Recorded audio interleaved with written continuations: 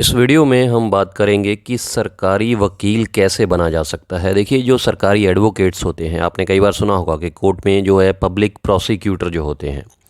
तो अगर कोई बच्चा लॉ में थोड़ा बहुत इंटरेस्टेड है और वो चाहता है कि वो सरकारी वकील कैसे बने, तो मैं आज सिंपल शब्दों में आपको यही बात समझाऊंगा।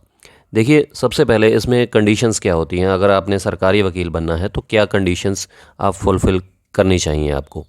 सबसे पहले तो आपकी जो ट्वेल्थ है, ट्वेल्थ के बाद अगर आपने सोच लिया है कि आपने सरकारी वकील बनना है, तो आप क्या कर सकते हैं कि इंटीग्रेटेड कोर्स होता है बीए एलएलबी का। बीए एलएलबी में आप एडमिशन ले सकते हैं आफ्टर ट्वेल्थ। ये सबसे बेस्ट कोर्स माना जाता है लॉ के लिए, क्योंकि इसमें 5 सालों में ही आपकी जो है लॉ कंप्लीट हो जाएगी। आपकी ग्रेजुएशन भी हो जाएगी और लॉ भी कंप्लीट हो जाएगी 5 सालों के अंदर। अगर आपने ट्वेल्थ के बाद ग्रेजुएशन कर ली है तो उसके बाद भी आप लॉ कर सकते हैं, एलएलबी कर सकते हैं। उसमें 3 साल अलग से लग जाएंगे आपके। तो सबसे बेस्ट ये है कि ट्वेल्थ के बाद ही आप 5 साल का कोर्स कर लीजिए। इसमें 1 साल की बचत हो जाती है, क्योंकि ट्वेल्थ में उसके बाद आप 5 सालों के अंदर ही लॉ की डिग्री ले लेंगे। लेकिन ग्रेजुएशन में पहले आप 3 साल लगाएंगे, उसके बाद 3 साल आप लॉ में लगाएंगे, तो इसमें 6 साल लग जाते हैं। उसके बाद आपने क्या करना होता है कि आपको जब लॉ की डिग्री मिल जाती है तो आपको किसी भी, जिस स्टेट में हैं आप, तो स्टेट बार काउंसिल में आपको अपने आप को एनरोल करवाना होता है, रजिस्टर्ड करवाना होता है। उसके बाद आपको लाइसेंस मिल जाता है।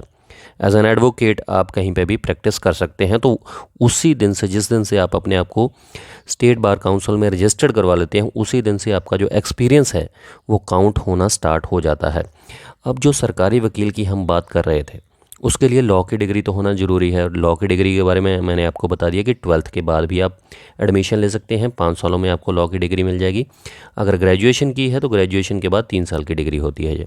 तो जब आपको लॉ की डिग्री मिल गई और आपने अपने आप को स्टेट बार काउंसिल में रजिस्टर्ड भी करवा लिया, आपको लाइसेंस भी मिल गया एडवोकेट होने का, उसके बाद अलग अलग स्टेट में देखिए सरकारी वकील को अलग अलग नाम से बुलाया जाता है।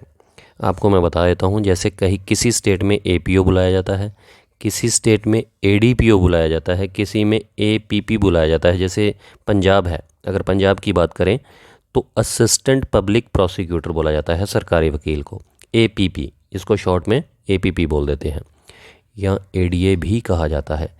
तो जो हरियाणा की बात करें तो एडीए कहा जाता है, असिस्टेंट डिस्ट्रिक्ट अटॉर्नी। तो अलग अलग स्टेट में इनको अलग अलग नाम से पुकारा जाता है। देखिए, इसमें अगर मैं यूपी की बात करूं तो यूपी में जो इसका सिलेक्शन का प्रोसेस होता है वो मैं आपको बता देता हूँ। इसके लिए बाकायदा स्टेट गवर्नमेंट के द्वारा अलग अलग टाइम पर जब उनको ज़रूरत होती है तो नोटिफिकेशन निकाला जाता है। तो इसके एग्ज़ाम जो हैं वो कंडक्ट करवाए जाते हैं स्टेट कमीशंस के द्वारा। अब जब भी आपको ये नोटिफिकेशन मिलता है तो आपको सबसे पहले तो फॉर्म फिल करना होता है इसके लिए, कि इसके लिए आपकी उम्र जो है वो कम से कम 21 साल होनी चाहिए। अगर मिनिमम उम्र आपकी 21 साल है और आपने बीए एलएलबी की डिग्री ले ली है, जैसे मैंने ऑलरेडी आपको बताया कि ट्वेल्थ के बाद आप 5 साल का कोर्स कर सकते हैं या ग्रेजुएशन के बाद 3 साल का कोर्स कर सकते हैं, और आपकी उम्र कम से कम 21 साल होनी चाहिए।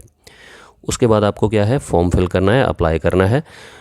अब अलग अलग स्टेट में इसका प्रोसेस भी अलग अलग है।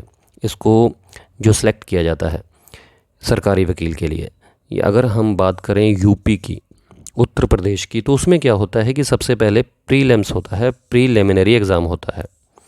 प्रीलिमिनरी एग्ज़ाम जो होता है उसमें जो है ज़्यादातर जो स्टेट्स हैं उसमें 150 मार्क्स का जो एग्ज़ाम होता है, उसमें जो क्लियर कर जाता है, प्रीलिमिनरी एग्ज़ाम क्लियर जो कर जाता है, उसके बाद मेन एग्ज़ाम होता है और उसके बाद इंटरव्यू होता है।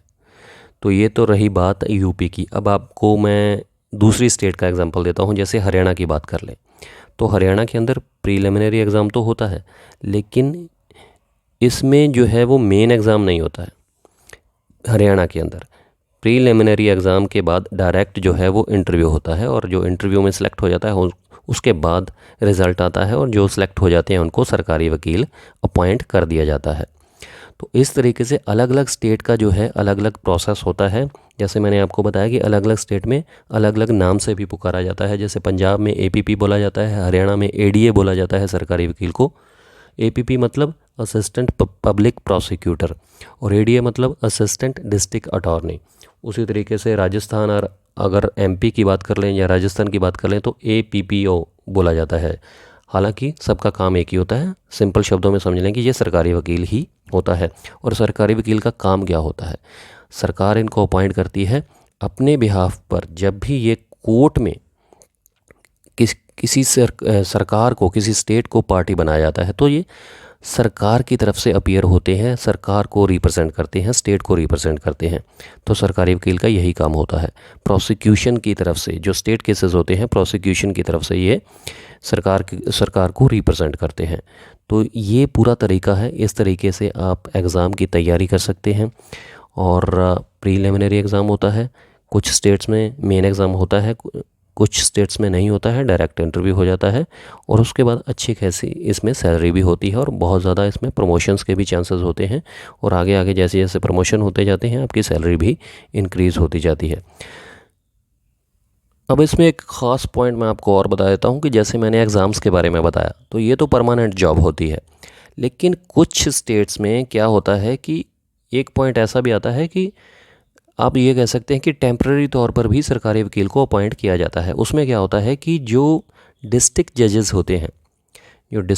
होते हैं, वो विद परमिशन सेशंस जज एक लिस्ट तैयार करते हैं। अगर जो स्टेट गवर्नमेंट है उनसे मांगती है तो एक लिस्ट बनाते हैं कि हमारी जो डिस्ट्रिक्ट बार एसोसिएशन है उसमें ये वकील जो हैं वो सरकारी वकील बनने के एलिजिबल हैं। तो वो लिस्ट भेजते हैं कहाँ? स्टेट गवर्नमेंट को।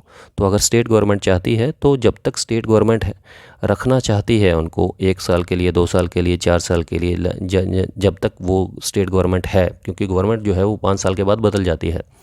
तो आप ये कह सकते हैं कि टेम्परेरी तौर पर कई बार स्टेट गवर्नमेंट जो है वो सरकारी वकील को अपॉइंट कर देती है।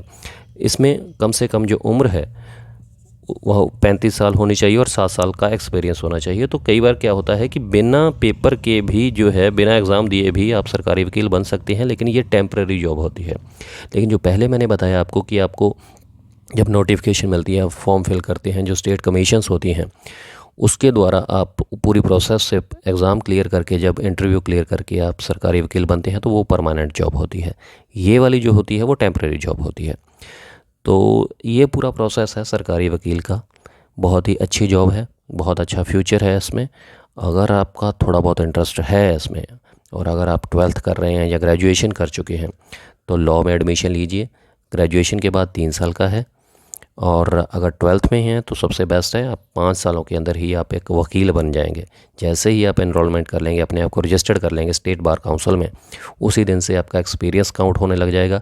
जब तक आप सरकारी वकील नहीं बनते हैं तब तक आप प्राइवेट मतलब वकील जो है अपनी प्रैक्टिस कर सकते हैं, एक्सपीरियंस गेन कर सकते हैं। और जिस दिन सरकारी वकील बन गए उसके बाद आपको किसी भी चीज़ की मैं ये कहता हूँ कि कमी नहीं रहेगी नहीं, क्योंकि इसमें प्रमोशंस भी काफ़ी ज़्यादा हैं, सैलरी भी काफ़ी अच्छी है। तो बहुत ही ब्राइट फ्यूचर है, लेकिन आपका इंटरेस्ट होना चाहिए। तो बिल्कुल सिंपल तरीके से मैंने समझाने की कोशिश की है।